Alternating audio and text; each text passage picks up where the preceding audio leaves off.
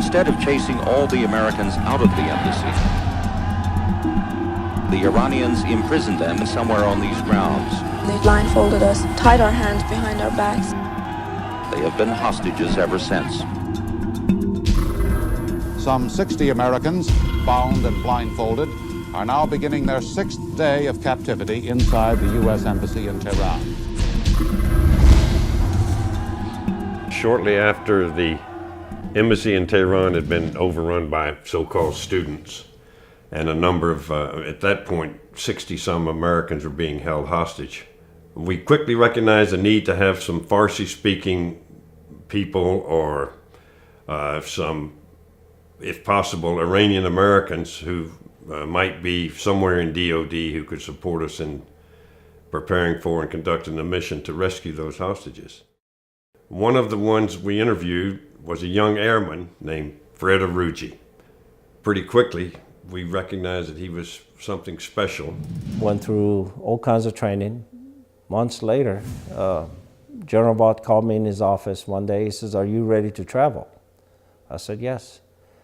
And he said, "Okay, son, can you go get your tickets to Tehran?" It was decided that we needed to send in an advance party to do last-minute reconnaissance. And Fred, as a native Iranian, had the tongue, had the eyes, had the ears, had the sense of things happening in Iran. We asked him if he would be part of the advance party. I was met by Bucky Burris, Captain Burris, and Colonel Beckwood walks in the room.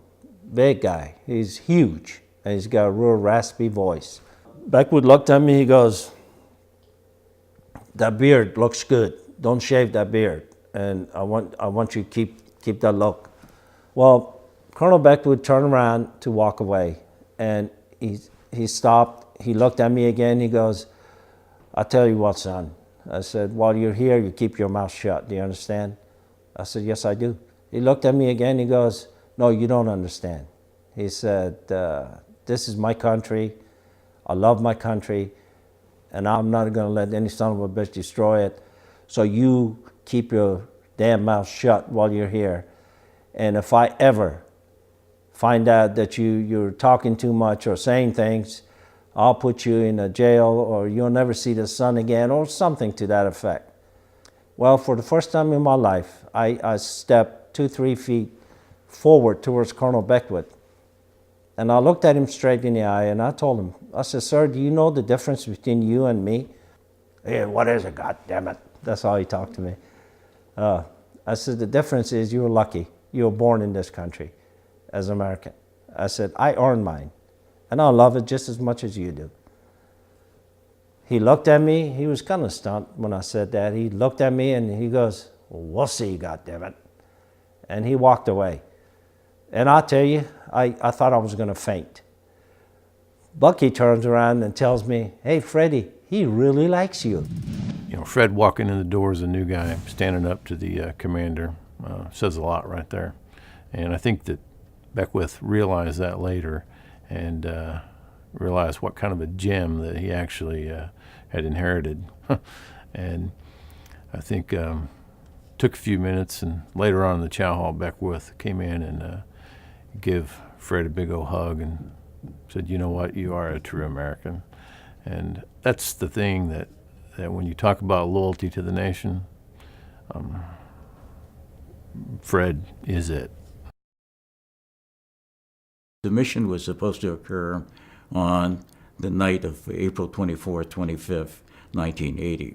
And that particular day, the 24th of April, Dick Meadows and Fred went by the warehouse where the vehicles were stored. And what Fred detected was a ditch dug across the driveway that was significantly deep, and there was no way that those vehicles were going to be driven out and over that ditch. I said, "Man, what are we going to do?" And about 10, 15 feet away from us, there's probably 12, 13, 14 kids, teenagers, younger kids, playing soccer. So I told Dick, I said, "Hey, Dick, why don't you go grab the whole basket of orange and pass it to these kids?" So he goes inside, he gets all the oranges and apples, and I said, "Hey, guys, can you help me? They said, what do you need? I said, can you guys help me move some of this concrete chunks and put it back in this hole? And that's how we got the hole filled. And if it weren't for that fact, then we would have never been able to drive those vehicles and conduct the mission on night 2. 2 of our American aircraft collided on the ground in a remote desert location in Iran. After it was detected that, in fact, an attempt was made and a failure had occurred at Desert One, the media splashed that there, in fact, were Americans of Iranian descent involved in a mission. And accordingly, that put Fred under great danger. But we have no idea what just took place. So we get back to the hotel, I drop Dick off, and I get back to mine, and I just turn the TV on. And next thing I know, I'm looking, they were carrying the bodies of the 8 individuals that got burned. And all I see is a crash site, smoking and this and that. So I'm in deep trouble at this point. I called Dick, I told him I'll pick you up and I'll take you to the airport. So I did. And we had a Mercedes, somebody had bought it for us. Dick told me, take the Mercedes and head to Turkish border and we'll contact you there. Well, make a long story short, the keys to the Mercedes, there was other gentleman, he had the keys in his pocket and he was already on the flight home. So I wasn't about to go break into the brand new Mercedes in not too far from the committee and headquarters and get busted for that. So, but I told Dick, I said, I'll find a way. So the only way in and out of Iran at that time was through Tehran. We had no contact with him after the mission was aborted. I frankly thought that I would never see Fred Aruggi alive again. One of the first things we did after we got back and found out he hadn't gotten out, Colonel Beckwith had me draft a message to the chairman of the Joint Chiefs saying that we would use all the resources at our disposal to get this brave young American out of Tehran. In the end, Fred did it all himself. When Fred got back, he was still an airman in the United States Air Force. When he got back to the United States, President Carter wanted to meet him, and they gave him an award. And at that meeting, President Carter said, young man, I believe I just met one of the most bravest men in uniform. And at that time, I was presented with my award, the Defense Superior Service Medal. And President Carter asked me what are some of my wishes, and I said, I'd love to be a military pilot. And so General Vought started working the issue, and that's why out of the United States Air Force, we got one of the Army's best helicopter warrant officers and pilots. Fred was switched from the Air Force to the Army and went to flight school. It was probably one of the best things the Air Force ever did for us.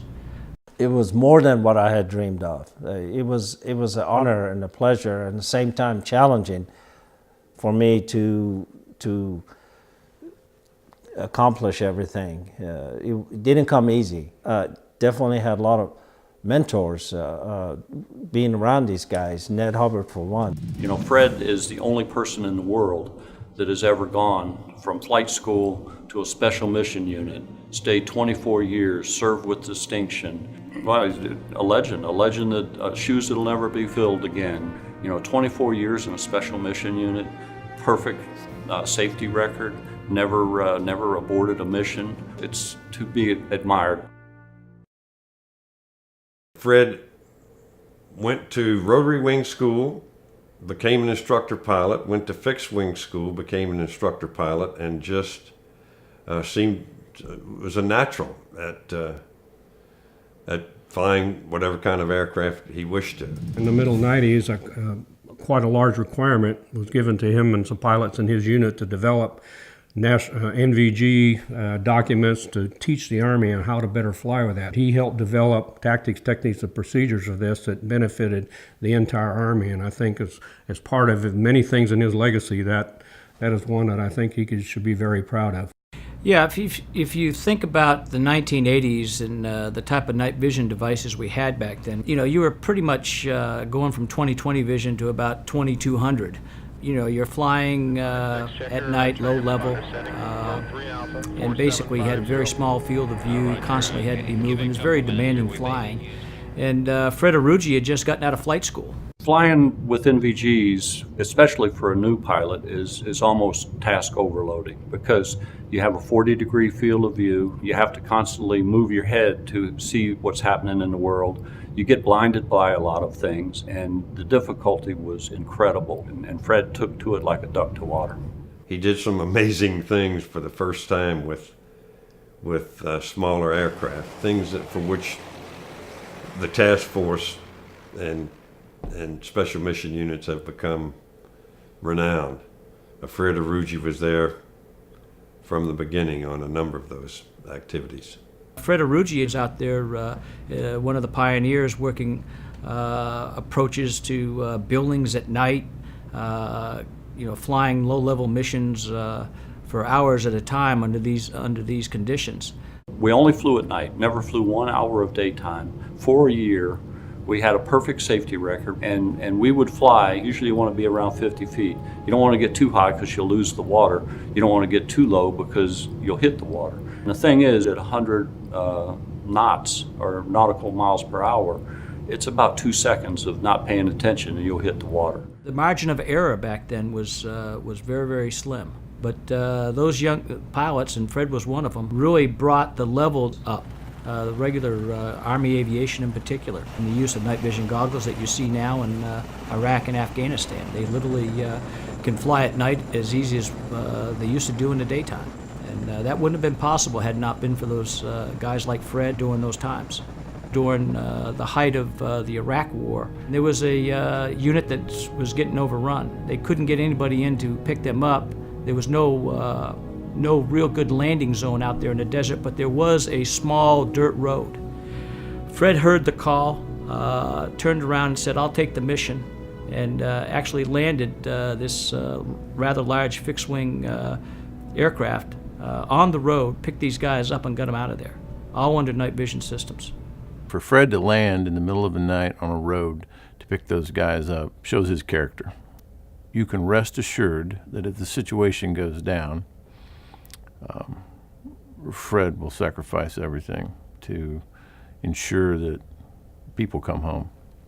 Flying helicopters constantly 50 feet over water or treetops in all conditions, and the gunnery portion of it, being able to communicate, shoot, and move, all this stuff, it was challenging, but we demanded a lot from ourselves.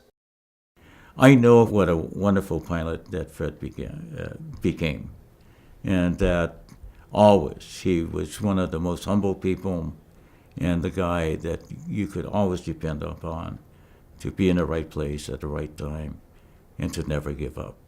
Fred is the type individual, requires no recognition. You wouldn't even know who he is in a crowd, and yet he is the guy behind the scenes that is pulling the strings, doing the deeds. He's what you call a quiet warrior. You could spend 2 or 3 days talking to Fred Arugi, and he wouldn't tell you any of the stories that all of us will tell about him, because he just sees it as his mission. He sees it as his calling, and he sees it as his duty. The ultimate quiet professional is Fred Arugi. He cares about his job, he cares about the people with whom he works, and he doesn't quit. He'll keep going until the mission is done or die trying. Fred was involved in some mission request that no one really wanted to do, and Fred volunteered to go take care of the situation. And I found out later that Fred was packing his stuff to not come back, and that pretty much says it right there. I guess that's what amazes me the most is your 9 lives are burning up and you still do the job. Fred's not, He's not this 6'5", 250-pound guy that, you know, everybody looks at and thinks, boy, that's really a bad guy. But he is really, in the sense that I say it, he is a bad guy. And he can do a lot of things with a helicopter and with a fixed-wing aircraft that I've never seen anybody before do. And that, to me, epitomizes a special operator. You know, it's not the guy that can run 26 miles in 2.5 hours. It's not the guy that can do 100 push-ups. It's the guy that has that character, courage, and competence that he melds together that makes him perform at a very, very high level. The strongest part of your body has to be your heart. To me, special operator is a guy, if you tell me this is where you bedding down tonight is nothing but rocks, I go, I get a good night's sleep. But if you put me in a 5-star hotel, my sleep quality be the same, and I'll be grateful, and I sleep there. It put my thoughts, my heart in a different dimension to know that all the years of my military service, I served with the best. We don't look for pads in the back. We don't live for what we did 15, 20 years ago. How well can you do and accomplish today?